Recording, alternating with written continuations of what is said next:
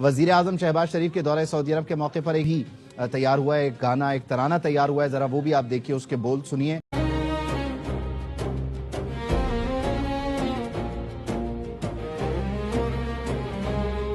या अर्द अल हरमीन या फख्र الزمان باكستان وسعودية أخوة وإيمان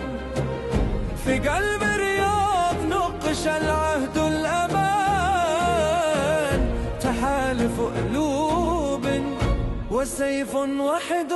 في الميدان في قصر اليمامة لاقت الأرواح وصال